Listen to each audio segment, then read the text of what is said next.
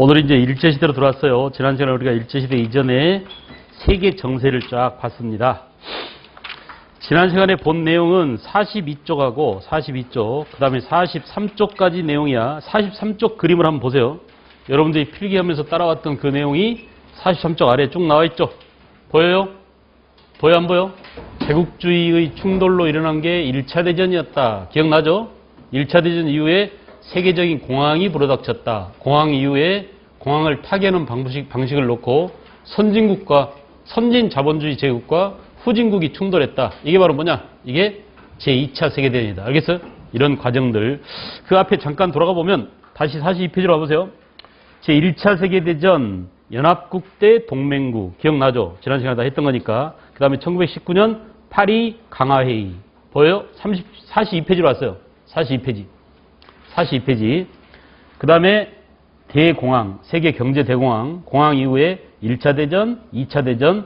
지금 우리가 왜 이런 내용을 다루냐면 일제시대를 다루는데 이 내용들이 나옵니다. 파리 강화회의에 김규식을 파견했다라든지 또 파리 강화회의에서 윌슨이 제시한 민족 자결주의의 영향을 받아가지고 3.1운동이 일어났다. 이런 내용이 나오기 때문에 세계사적인 흐름이나 그 전개 과정을 이해하지 못하면 따라오기가 힘들어요. 알겠어요? 그래서 이렇게 잡아드린 거고.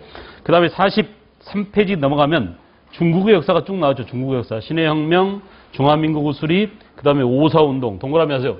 5.4운동은 우리의 무슨 운동에 영향을 받았다고? 3.1운동에 영향을 받았다. 기억나시죠? 3.1운동이 자극이 돼가지고 야, 저 조그만 조선에서도 말이에요. 3.1운동이 일어나서 아무것도 없는 조선이 전 민족이 일어나서 그 강대한 일본 제국을 상대로 싸우고 있는데 우리 중국은 도대체 뭐란 말이냐. 이렇게 등치는 큰 나라인 주제에 하면서 반성이 생겼어요. 알겠어요? 그래서 이렇게 그 베이징 대학 학생들을 중심으로 해가지고 먼저 3.1운동을 본받아서 5.4운동이 일어나고 그 이후에 이제 그 국공합작, 제2차 국공합작 이런 내용들이 있는데 여기까지는 안 들어가도 됩니다. 알겠죠? 그 다음에 44쪽은 일제의 침략과 국권 피탈. 우리가 나라를 잃는 과정을 다 했어요? 안 했어요? 했었죠? 이거 다 본명이지. 그래서 러일전쟁 이후에 1904년 러일전쟁 중에 한일 의정서를 체결했고 한일 의정서의 가장 중요한 내용은 뭐라고 그랬죠? 우리나라의 국토를 마음대로 이용할 수 있다. 또 하나는 뭐라고 그랬어요? 우리가 선언했던 우리는 러시아 편도 들지 않겠다. 또는 일본 편도 들지 않겠다. 우리는 중립을 선언했는데 이 국의 중립을 무효화시켜버린 게 한일 의정서라고 했습니다. 야, 이리 와. 너네는 무조건 우리 일본 편 들어야 돼. 그리고 너네 국토를 우리가 러일전쟁 중에 군사기지로 사용할 수 있어. 이렇게 끌고 가버린 게 뭐라고? 한일 의정서다. 오케이? 그 다음에 이제 1차 한일협약, 2차 한일협약. 2차 한일협약이 뭐라고 그랬어요? 2차 한일협약이 을사늑약입니다. 을사조약을 2차 한일협약이라고도 한다. 알겠죠? 그 다음에 3차 한일협약을 한일신리협약 또는 정미칠조약이라고도 했다. 각각 1차 한일협약은 고문정치, 고문 누가 쓰다고 그랬지? 미국 놈 누구? 미국 사람 고문, 외교 고문 누구? 스티븐스. 그죠? 또 일본인 재정고문 누구? 메가다. 아주 중요합니다. 시험에 무조건 잘 나오는 거예요. 메가다. 알겠어요? 고문정치. 그 다음에 을사조약 때 통감정치. 또 정미칠조약 때 차관정치. 그 이후에 예, 고종이 강제로 퇴일당하고, 그죠? 또 군사권을 박탈당하고, 사법권을 박탈당하고, 드디어 1910년 8월 29일 날 경술국치일 날 우리는 완전히 나라를 빼앗겼다. 알겠죠? 그 밑에 한일의정서 제1차 한일협약 실제 조약문이 있습니다. 한 번씩 읽어보기만 좀 하세요. 알겠죠? 조약문 넘어가세요. 45쪽 식민통체제의 구축과 전개 나왔습니다. 오늘 배울 내용들이 바로 이 내용이에요. 자, 다시 한번 교재를 보지 말고 교재는 이따 볼게요. 여러분들도 필기를 하면서 하세요. 전체를 또 한번 볼 테니까요. 알겠어요? 필기를 하면서 종이가 없으면은 저 뒤에 빈 페이지가 하나 있을 거야. 거기다가 필기를 합니다. 자, 우리는 일제시대를 세 단계로 나눠요. 항상 복잡한 것들은 나눠서 보는 게 좋다고 그랬죠? 잘라본단 말이야. 잘라서 보고 다시 그것을 붙여보고 그리고 머릿속에 통째로 저장하고 이런 방식을 취하면서 공부를 해야 돼요. 우리가 일제 시기를 공부하기 좋게 나눈 겁니다. 어떻게 나누냐면 제1기는 1910년대를 말해요. 1910년대를 일제 식민지 통치 기간을 세 시기로 나눌 때 1기라고 한다. 오케이? 필기하세요. 필기 한번 해본 것과 안 해본 것은 천양차가 있습니다. 한번 해봐요. 자기 손으로 해보는 게 되게 중요해. 알았어? 자기 손으로 해보세요. 그래서 1910년대를 제1기라고 그러고 우리가 지금 공부하기 쉽게 편의상 한 거예요. 이게 제일 기본이야. 일제시대를 이해하는, 일제시대를 통째로 머리에 넣을 수 있는 가장 중요한 하나의 얼개, 기본 틀거래요. 틀이에요. 이것이 머릿속에 있어야 문제가 풀려. 알겠죠? 왜냐하면 일제시대 문제는 거의가 다 이게 먼저냐 이게 나중이냐. 알겠어요? 이렇게 시기 순서를 묻는 문제가 많거든요. 그래서 뭉태기로 알아둬야 돼. 뭉태기로. 자, 그래서 1910년대 제1기가 있는데 이 1기와 2기를 구분하는 기준이 1919년 무슨 운동이에요? 3.1운동이에요. 그죠? 3.1운동을 기점으로 해서 3.1운동 이전을 제1기, 3.1운동 이후를 제2기로 나눈다. 동의할 수 있죠? 왜냐하면 이제 3.1운동 이전과 3.1운동 이후가 굉장히 큰 차이가 많이 납니다. 알겠어요? 그래서 3.1운동 이전을 1기, 3.1운동 이후를 2기라고 하더라. 그 다음에 제2기는 1920년대를 우리가 제2기라고 할 수 있다. 20년대에서 30년대까지입니다. 30년대 일부까지. 그래서 되게 31년을 기점으로 하기 때문에 되게 20년대라고 해도 무방해요. 알겠어요? 여기도 19년까지 10년대, 그죠? 그리고 20년대, 1931년 만주사변 때까지야. 만주사변. 그래서 1931년 일본이 만주를 쳐들어갔어. 일본이 드디어 만주 침략을 감행해서 잠깐 머릿속으로 한번 떠올려 보세요. 후진국인 일본은 대침략을 감행했다. 그래 안 그래? 자기네 나라의 열등한, 자기네 나라의 부진한 자본주의 그것을 만회하기 위해서 대침략으로 나갔다 그랬죠. 그래서 이 대침략을 처음 시작하는 게 1931년 만주를 쳐들어가서 만주 괴뢰정부를 세우는데 이걸 뭐라고 하느냐? 만주사변이라고 그래. 말로 한번 해보자. 뭐라고? 만주사변. 아주 중요한 시기를 나누는 기준이에요. 이 만주사변 이후에 일본이 본격적으로 1937년에 중국과 드디어 전쟁을 일으킵니다. 이 전쟁을 뭐라고요? 중일전쟁이라고 그래. 잠깐 얘들아. 이미 일본은 1894년부터 95년까지 무슨 전쟁을 치렀어? 청나라와? 청일전쟁을 치른 바 있죠? 그때 한번 이미 청나라를 이긴 적이 있죠? 그러고 나서 다시 이제 또 아까 우리가 잠깐 우리 교재에서 봤던 중화민국을 상대로 또 싸우는 거야. 알겠어요? 그래서 뭐라고? 청일전쟁이 아니라 청일전쟁 이후에 중일전쟁이에요. 알겠어요? 중일전쟁. 그래서 1937년 중일전쟁을 도발하게 된다. 이 중일전쟁을 도발함으로써 일본이 본격적인 대륙 침략을 감행하는 겁니다. 그러니까 31년 만주는 한번 슬쩍 건드려 본 거고 본격적으로 중국 대륙을 쳐들어가고 나중에는 어때요? 동남아시아까지 쳐들어가. 엄청난 놈들이 일본 놈들이. 알겠어요? 이렇게 중일전쟁을 도발하게 되었다. 37년. 그러다가 드디어 1941년에 태평양 전쟁이 일어납니다. 이걸 일본이 대동아 전쟁, 태평양 전쟁 이렇게 얘기하죠. 그죠? 그래서 일본이 드디어 이제 제2차 세계대전에 본격적으로 뛰어드는 거야. 그래서 제2차 세계대전 중에 드디어 진주만을 기습하고, 알겠어요? 드디어 미국을 상대로 전쟁을 벌이고 본격적으로 일본이 제2차 세계대전에 본격적으로 뛰어든 것을 우리는 태평양 전쟁 발발 이렇게 얘기해요. 자, 여러분 보세요. 만주사변, 중일전쟁, 태평양 전쟁 이쪽으로 가면 갈수록 일본은 어디에 뛰어들고 있어요? 전쟁에 뛰어들고 있어요. 2차 세계대전에. 그래 안 그래? 그러면서 어때? 우리 민족을 그 전쟁의 총알바지로 그 전쟁의 뭐예요? 소모품으로 전쟁으로 막 끌고 가는 거야. 그때 끌고 간 사람들이 바로 뭐야? 1호로 끌고 간 사람들을 뭐라고 그래? 징용. 말로 해봐. 뭐라고? 징용. 군대로 끌고 간 걸 뭐라고? 징병. 학생들 잡아간 걸 뭐라고? 학도병. 여자들을 위안부로 잡아간 걸 뭐라고 그래요? 여자 정신대. 알겠어요? 이렇게 이 과정 속에서 일본은 드디어 전쟁은 막바지로 치닫으면서 우리 민족 들고 가더라. 이게 몇 기라고요? 제3기라고 한다. 필요에 의해서, 공부할 필요에 의해서. 그래서 1930년대부터 1940년대까지를 우리는 제3기라고 한다. 그러나 이제 40년대가 완전히 다 끝나지 않고 1945년 드디어 우리가 광복을 맞이함으로써 해방이 됨으로써, 그죠? 태평양전쟁이 끝남으로써 결국은 우리는 일본 압제로부터 벗어나게 되었다. 이 기간을 1기 10년대, 2기 20년대, 3기 30년대 이렇게 크게 나눌 수 있다. 아주 중요합니다. 아주 중요합니다. 나눌 줄 아셔야 하고요. 나누는 데는 항상 왜 우리가 나누느냐? 이때하고 이때하고 다르기 때문에 나왔어. 역사적으로 나눈다는 것의 의미는 디바이드, 구분한다, 나눈다, 떼어놓는다라는 것의 의미는 서로 종류가 다르기 때문에 그래요. 내용이 다르기 때문에. 알겠어요? 그래서 그 내용이 어떻게 달라졌는지를 보자. 자, 1910년대는 일본의 한반도 지배 정책, 즉 일본이 식민지 통체제를 어떻게 했느냐, 통치 방식만을 놓고 보면 1910년대는 무슨 경찰 통치? 헌병 경찰 통치죠. 말로 해봐. 뭐라고? 헌병 경찰 통치. 구체적으로 말해서 헌병 경찰을 데려다가 강제로 무력을 동원해서 우리 민족을 때려잡았다 이거야. 그래서 뭐라고? 헌병 경찰 통치라고 합니다. 자, 헌병 경찰 통치라고도 하고 또 이것을 뭐라고도 얘기하냐면 무단 통치라고도 얘기해요. 말로 해봐. 뭐라고? 무단 통치. 무력을 써서 단호하게 통치했다 이런 말이야. 알겠어요? 그러니까 무단 통치라는 말을 많이 쓰고요. 그 무단 통치의 방식이 뭐냐면 헌병 경찰을 이용한 무단 통치예요. 그런데 시험에 나올 때는 여러분들이 외워놓은 이 이름으로 시험에 나오지 않아. 알았어요? 알았어요? 그래서 시험에 나올 때는 무슨 말을 쓰느냐? 이런 말을 써요. 이들이 했던 무단 통치 방식이 뭐냐면 즉결심판이야. 알았어?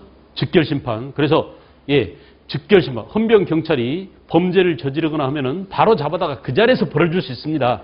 근데 그 벌을 주는 방식이 또 어때요? 이미 우리나라에서는 갑오개혁 이후에 없어진 봉건적인 형벌 방식인 매를 때리는 거야, 사람을. 이걸 뭐라고 그래?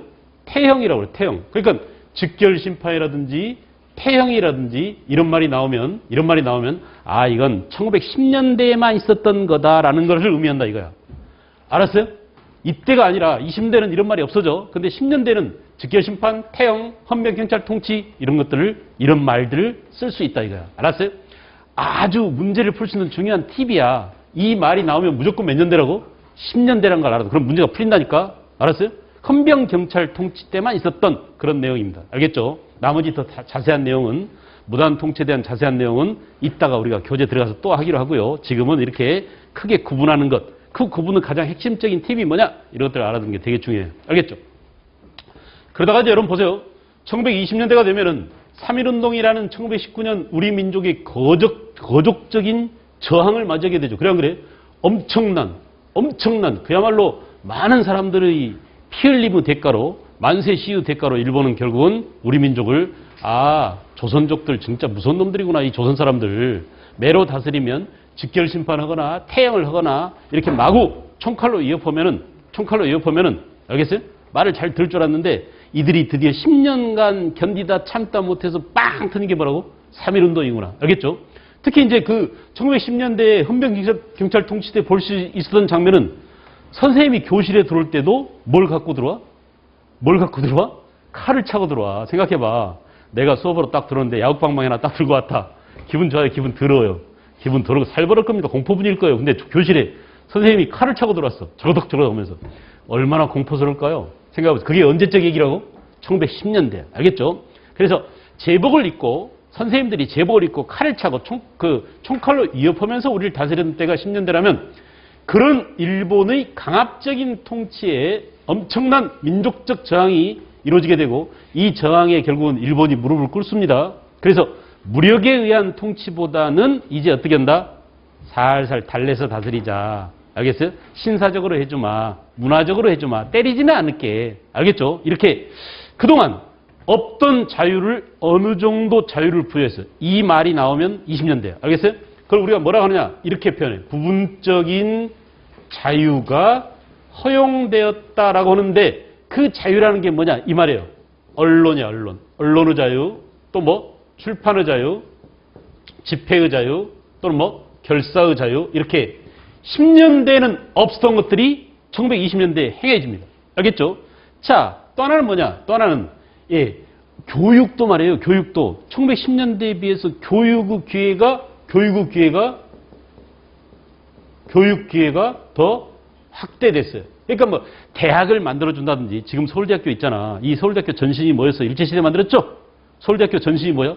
경성제국대학이죠. 이 경성제국대학이 만들어진 게 1920년대거든. 알겠죠? 이렇게 교육의 기회가 확대되고 또 이 보통학교 교육 수업 연한이 늘어납니다. 그런 것들이 전부 다 교육계의 학대죠. 이렇게 우리를 문화적으로 다스려주마, 신사적으로 다스려주마, 알겠어요? 무력에 의한, 힘에 의한, 총칼에 의한 지배 대신에 문화적으로 다스려주마, 어느 정도 자유를 부여해주마, 교육계를 학대해주마. 이게 뭐라고? 문화통치다. 말로 해보자 뭐라고? 문화통치. 말로 해봐 뭐라고? 문화통치. 몇 년대기라고? 20년대. 20년대의 분위기를 통째로 이해해야 돼요. 알겠어요? 20년대 분위기를 문화통치 시대. 됐죠? 역시 이따가 가서 이제 자세히 또 들어가서 하기로 하고요. 그런데 1930년대로 왔습니다. 이게 사실은 쭉 이어지다가 이 분위기가 바뀐 게 언제냐? 일본이 봐보세요. 일본이 본격적으로 중국을 쳐들어간 게 언제요? 중일전쟁이라고 볼 수 있어요. 알겠죠? 1931년 만주사변은 중국 대륙이 아니라 내가 지역을 얘기해 줬잖아. 만리장성 남쪽이 중국 대륙이고 만리장성 북쪽은 뭐라고? 만주 대륙이라고 그랬죠. 그 만주를 쳐들어간 게 31년이고 만리장성 이남에 중국 본토를 쳐들어간 게 37년이라니까. 그러니까 1937년 중일전쟁 이후가 되면 이 분위기가 바뀌어. 그래서 뭐냐? 이때부터는 그냥 완전히 우리 민족을 쥐어짜는 거야. 어떻게 쥐어짜느냐? 한국이 갖고 있는 모든 사람과 모든 물자를 전쟁에 완전히 쓸어붓는 총동원하는 체제. 이걸 뭐라고? 총동원 체제라고 그래. 말로 해봐 뭐라고? 총동원 체제. 몇 년대 분위기가? 지금 이 순간에 잘 알아도 뭐라고? 37년도부터. 알겠죠? 그래서 이때부터는 총동원 체제로 가더라. 이 대목을 잘 이해 못하는 친구들이 많아요. 잘 이해해보세요. 총동원 체제로 가더라. 근데 그 동원이라는 게 뭐냐? 총동원이라는 게 인적 자원과 물적 자원입니다. 알겠어요?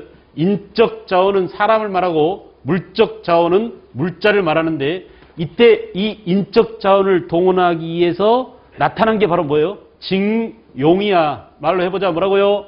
징용. 군대 끌고 가는 거 뭐라고 그랬죠? 징병. 또 뭐라고? 학도병. 또 뭐? 정신대. 알겠죠? 이런 것들이 전부 다 인적 자원을 전쟁에 쏟아붓기 위한. 알겠어요? 이것이 1945년까지 1938년, 39년, 40, 41 이렇게 줄기차게 우리나라 사람들을 전쟁터로 끌고 간다 이거야.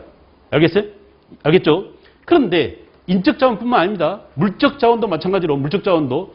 자, 식량도 마구 가져가고요. 그래서 식량 뭘 하냐면 이 표현이 나오면 반드시 이 표현이 나오면 제3기야. 알겠죠? 총동원 체제 하에서만 이 말이 나옵니다. 배급이라는 말이 나옵니다. 알았어요? 일제시대 전체를 통해서 배급제를 하지 않았어. 지금도 북한은 배급제잖아. 근데 그럼 배급제를 언제 했다고? 전쟁 말기에 총동원 체제. 그래서 식량 배급제로 하고 남는 식량은 일본이 전쟁에 사용하기 위한 군량미로 끌고 간다 이거야. 알았어요? 그래서 배급제가 나옵니다. 배급제. 배급이라는 말이 나오면 전부 다 있대요.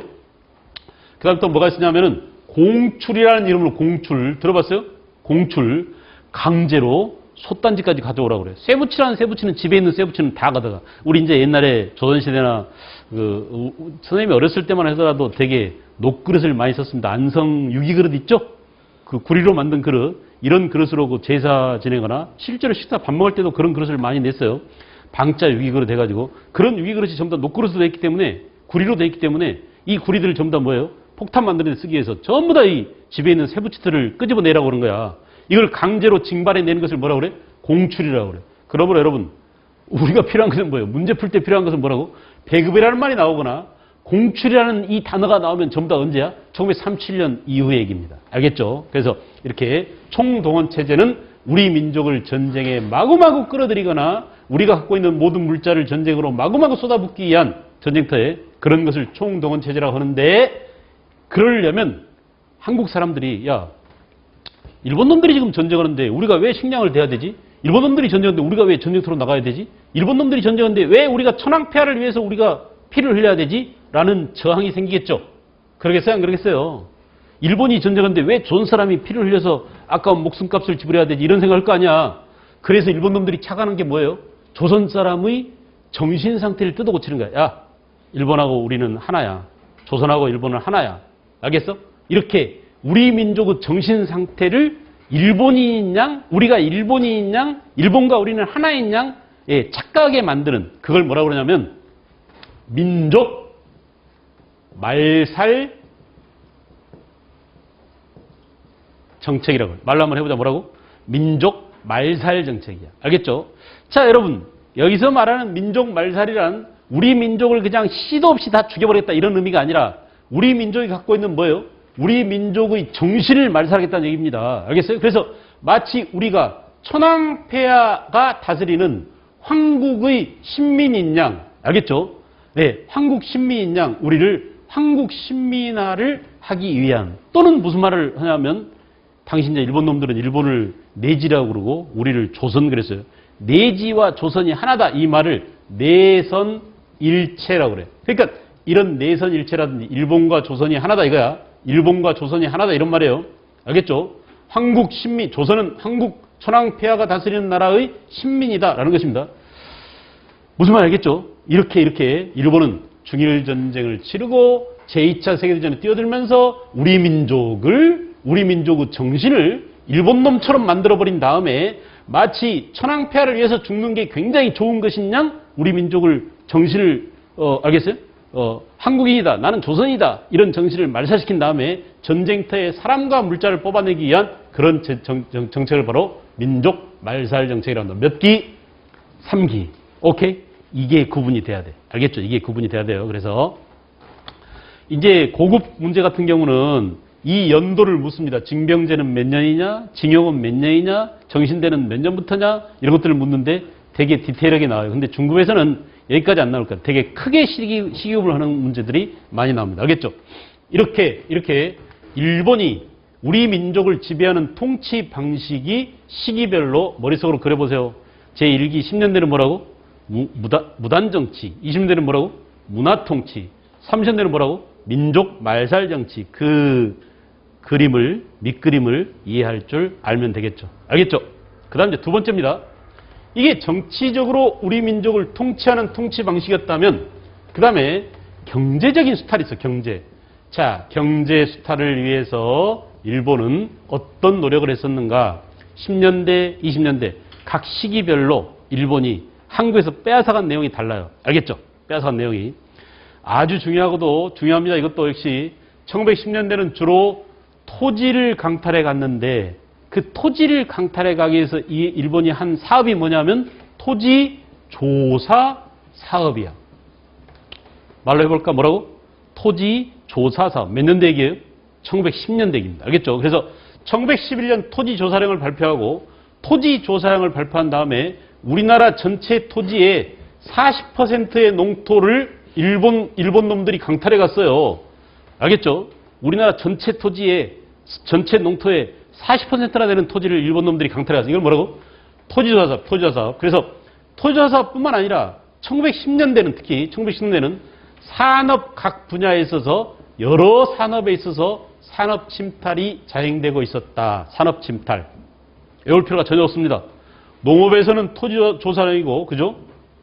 농업에서는 토지조사령을 내려서 토지조사 사업을 해서 이게 제일 중요한 것이기 때문에 지금 토지조사 사업으로 따로 끄집어냈단 말이에요. 그 다음에 임업에서는 임업령, 나무를 마구 베어가도 좋다. 조선에 있는 나무란 나무는 모조리 베어가겠다. 이게 뭐예요? 임업령이죠. 광업에서는 뭐겠어? 외울 필요가 전혀 없어. 광업에서는 뭐? 광업령. 그죠? 광업령. 어업에서는 뭐예요? 어업령. 이렇게 산업 각 분야에 있어서 우리 민족의 산업의 근간을 흔드는 이런 산업 침탈이 자행됐다.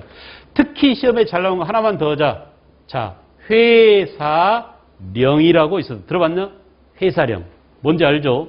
조선 사람은 돈이 있어도 공장 시설이 있어도 노동력이 있어도 알겠어요?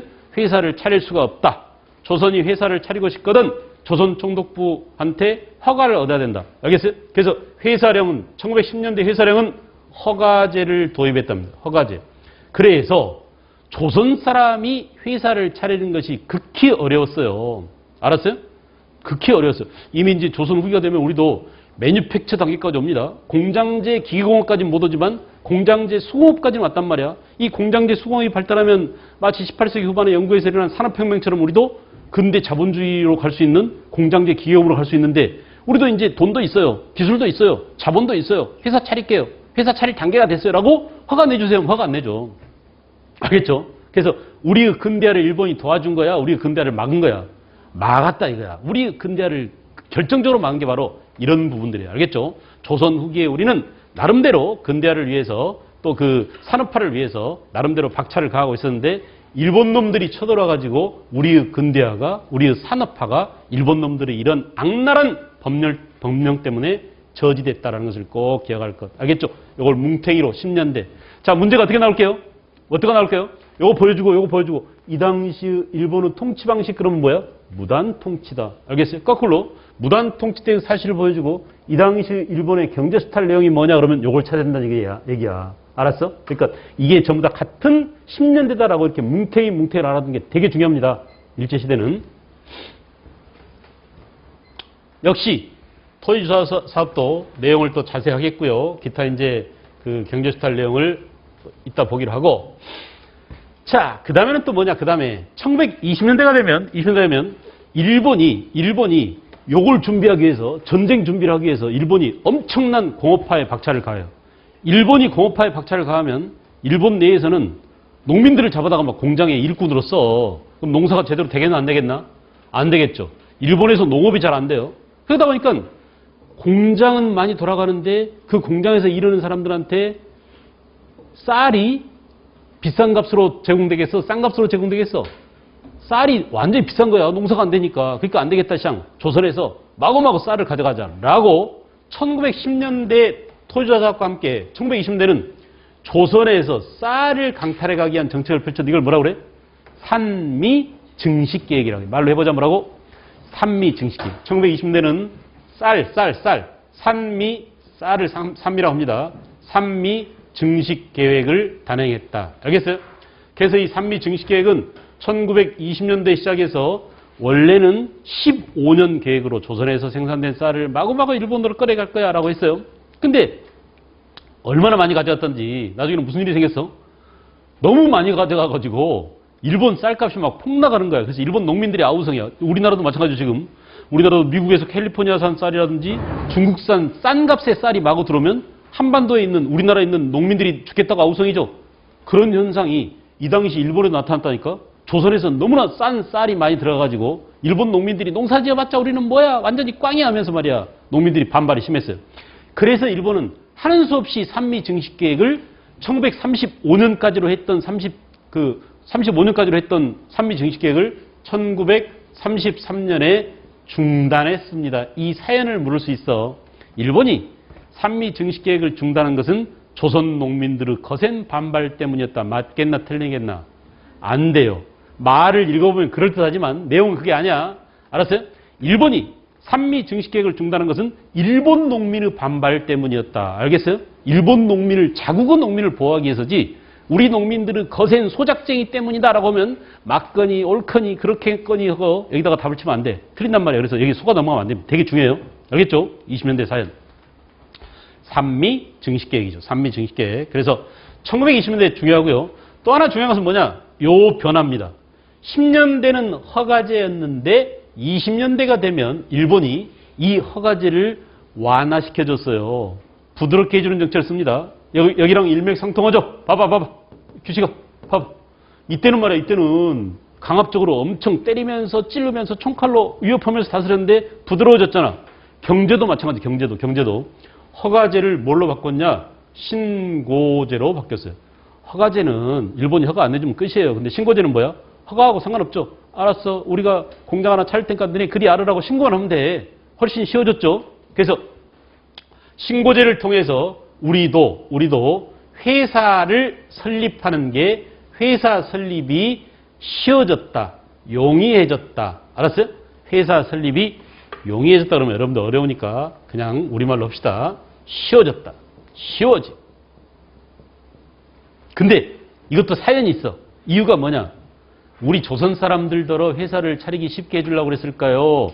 일본 놈들이 조선에다 회사를 차리기 쉽게 해주려고 그랬을까요? 당연히 일본 놈들 때문이겠죠. 그래 안 그래? 다시 말하면 일본 놈들도 조선에 와서 회사를 차리려고 하는데 이 법이 너무 까다로워가지고 허가가 안 나는 거야. 쟤네들도. 그래서 일본 기업의 뭘 하기 위해서?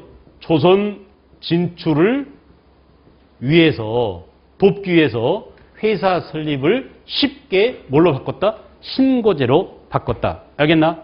회사 설립 신고제로 바뀌었습니다. 이런 내용들, 이런 사연들을 잘 물어요. 몇 년대 얘기야 지금 이게? 20년대 얘기입니다. 10년대는 허가제였던 것이 20년대는 신고제로 바뀌었다. 경제수탈 내용에 있어서 경제수탈. 자, 좌우지단간 10년대 주된 수탈은 토지였다면 1920년대는 주로 쌀이다. 쌀, 산미 증식계획이었다라는 점을 반드시 기억하시고요. 그 다음에 30년대는 이미 다 봤습니다. 30년대는 요놈을 그대로 내려오면 되겠죠. 30년대는 총동원체제였으니 이미 다 했습니다. 그래서 자, 특히 이제 총동원체제 때 역점을 두어서 빼앗아 가는 게 뭐냐? 남쪽에서는 주로 면화 생산을 장려했어요. 이걸 뭐라고 하냐면 남면, 북쪽에서는 양털 생산을 강요하고요. 그래서 남면 북양 정책이랍니다. 남면 북양 정책. 알겠죠? 남면 북양 정책. 그 다음에 아까 얘기한 인적 수탈과 물적 수탈을 여기다가 집어넣으면 되겠습니다. 이것을 이렇게 아래쪽으로 끌고 오면 되겠어요. 알겠죠? 이렇게 10년대 토지화 사업, 20년대 산미 증식계획, 30년대 총동원체제. 알겠죠? 이렇게 남면 북양 정책 또 이때 인적 물적 수탈도 이 내용도 바로 이때의 경제 수탈이다라는 점. 알겠죠? 되게 중요해요. 자, 그 다음에는 이제 또 중요한 게, 그 다음에는 진짜로 중요한 게 우리 민족의 저항인데요. 밑에가 지금 너무 좁으니까 선생님이 칸을 쓰기 위해서 앞에를 다시 지우겠습니다. 여기를. 여기 머릿속에 집어넣어 놓으세요. 이따가 다시 얘기하더라도 여러분들 머릿속에 있어야 돼. 10년대 경제 수탈은 토지조사 사업이었다. 여러 가지 산업 침탈이 자행되고 있었다라는 점.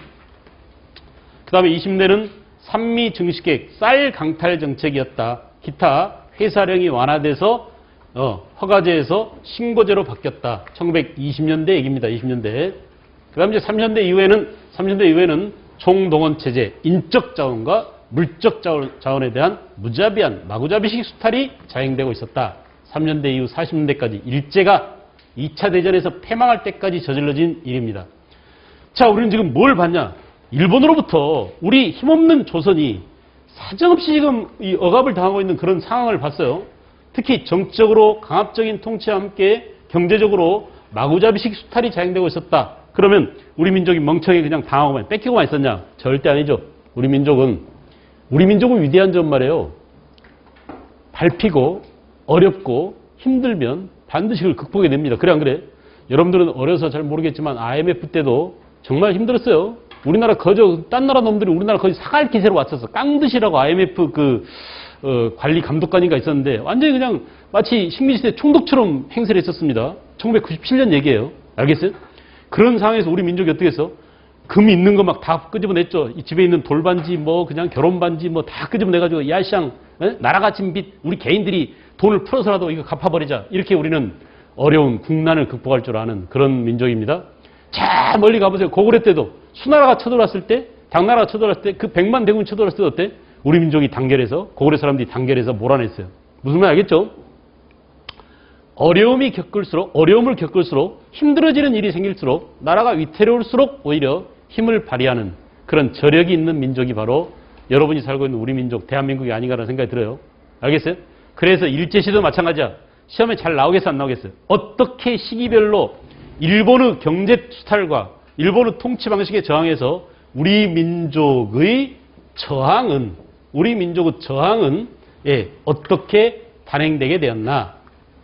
그죠? 우리는 이것을 우리 민족의 저항을 항일투쟁이라고 합시다. 그죠? 일본의 저항에서 투쟁한 내용이니까 항일투쟁이 시기별로 어떻게 전개되는지 자 중요합니다. 자, 여러분 이거 이제 항상 비교해 봐야 돼. 그러니까 그냥 외워버리겠다라고 생각하면 바보짓이에요. 그 당시 상황과 연결시켜서 알아두는 게 좋아요. 팩트로 묶어서 알아두는 게 좋아. 보세요. 1910년대 일본이 무력적 수단을 단행해서 그죠? 무단 통치를 자행하고 헌병 경찰력 2만 명이 넘는 헌병 경찰 병력을 이용해가지고 그냥 물샐 틈 없이 우리를 감시하고 심지어 교실까지 선생님이 칼차고 들어왔으니까 독립운동 할 수 있어요, 없어요? 항일운동 할 수 있어요, 없어요? 안 됩니다. 그러니까 1910년대의 항일운동은 국내에서는 거의 불가능했다. 여러분 봐봐. 그래서 항일투쟁은 이렇게 국내와 국외로 나눠서 봐야 돼요. 우리나라 안에서는, 한반도 안에서는, 일본은 지배 안에서는 어떻게 했지? 그 지배를 벗어나서 국외에서는 어떻게 했지? 이렇게 국내와 국외로 나눠서 볼 때 1910년대는 주로 국내에서는 뭐 했느냐? 겉으로 드러나서 항일운동 할 수가 거의 없었다 이거야. 잡히면 죽으니까. 직결 심판 당하거나 태형을 당하거나 아니면 어때요? 예, 일본은 이런 무력적 통치에 맞서서 항일은 할 수가 없었습니다. 특히 이때는 아주 중요한 국내의 항일 투쟁을 막는 법이 그 이전에 만들어졌었는데 이게 뭐냐? 보안법, 신문지법, 출판법. 이것은 여러분 생각해봐. 이제 여러분 머리를 써야 돼. 내가 지난 시간에 1910년부터 우리는 일제시대 들어간다고 했었는데 그 이전에는 어땠어요? 1910년 이전에 특히 1905년부터 1910년 이 사이에 우리 민족의 격렬한 항일운동 두 가지가 있다고 그랬죠. 하나는 못 맞춰 피 흘려 무기를 들고 직접 싸우는 뭐가 있다고? 의병이 있었고 또 하나는 뭐예요? 야 우리가 힘을 기르자. 지금 우리가 일본한테 나라를 빼앗기고 일본은 속국이 돼갈 과정에 있잖아. 이때 못 맞춰 피 흘려 싸우는 것은 의병이고 아니야. 실력을 길러야 돼. 우리가 싸우다 다 죽어버리면 누가 이 나라를 구하지? 그러니 우리 싸우다가 아까운 생명 잃지 말고 부지런히 힘을 길러서 교육에 힘쓰고 경제를 기르고 경제 산업을 기르고 알겠죠? 그리고 언론을 통해서 이 우매한 백성들을 교육을 시키자라고 뭘 했었어요? 애국 계몽 운동을 전개했다. 이거 이 두 가지가 식민지 시대 직전에 있었던 항일 운동이란 말이야. 그런데 이것을 탄압하기 위한 법이 바로 뭐라고요? 이것을 탄압하기 위한 법이 보안법, 신문지법, 출판법 이런 것들이 전부 다 1907년부터 1909년 사이에 다 마련된 법이에요. 알았어요? 이것이 그 이후에도 계속 적용돼서 더구나 뭐라고? 일본의 헌병 경찰에 의한 강압적인 통치 때문에 국내에서 항일운동을 하기가 더더욱 어려졌습니다. 다시 말하면 보안법은 나라 사람들이 모이지를 못해. 그러니까 의병을 탄압하기 위한 법이라고 볼 수 있어요. 신문지법, 출판법도 전부 다 뭐냐? 언론, 출판, 집회, 결사 자유를 완전히 봉쇄하게 한 거야. 그래서 국내에서는 뭐냐? 자, 지하 조직을 만들자. 지하 조직. 프랑스가 독일을 지배하에 있을 때 프랑스 사람들도 지하 조직을 만들었죠.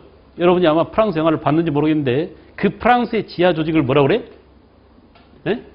레지스탕스라고 그러잖아. 레지스탕스. 그래 안 그래요? 레지스탕스 운동이라고 그러죠. 그것처럼 우리도 한국판 레지스탕스를 만들었어. 이걸 뭐라고 하느냐? 비밀 결사라고 합니다. 말로 해봐. 뭐라고? 비밀 결사. 알겠죠?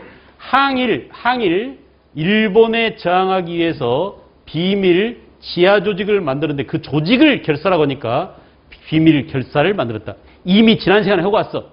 이미 지난 시간에 1907년 이 애국 계몽 단체 가운데 가장 중요하다고 했었는데 그게 바로 뭐였어요? 신민회였잖아. 이 신민회가 그대로 1910년대까지 활동을 하다가 여러분 애석하게도 이 신민회는 뭐 때문에? 백오인 사건 때문에. 그래 안 그래? 테라우치 총독 저격 사건을 빙자해서 안중근이 사촌 동생인 안명근이라는 사람이 있었어요. 그래가지고 말이야 이때 신민회 회원들 105인을 안명근의 테라우치 그 총독 암살 사건하고 연루시켜가지고 105인 사건을 빌미로 해서 신민회를 강제로 해산시켜버렸습니다. 어쨌든 신민회는 1910년대 그죠? 105인이야.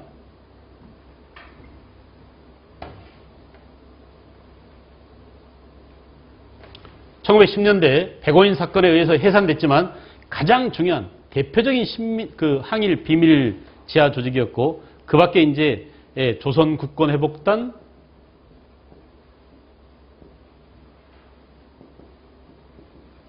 대한광복회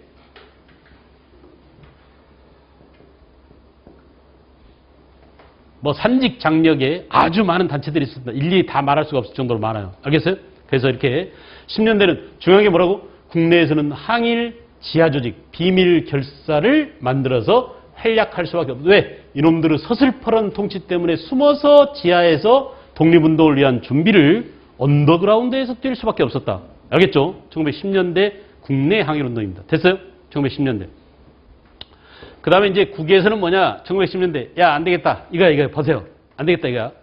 아까까지만 하더라도, 나라를 빼앗기기 직전까지만 하더라도, 의병과 애국계몽운동은 서로 사이가 좋았냐, 안 좋았냐?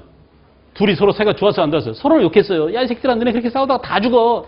야, 임마, 지금 도둑이 투들었는데 싸우지 않고 집에서 힘만 기르자고 말이 되냐 하면서 서로 사이가 안 좋았어요. 그런데 이 사람들이 서로 손을 잡습니다. 나가자.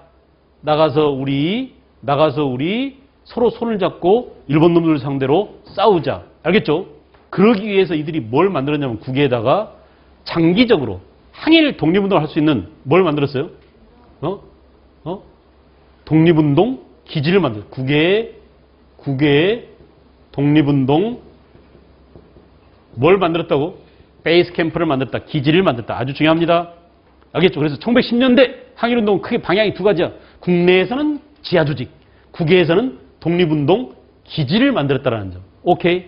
그러면 여러분, 선생님이 첫 시간에 들어오자마자 역사를 이루는 것은 뭐라고요? 인간, 시간, 공간이다. 기지는 뭐가 중요하겠나?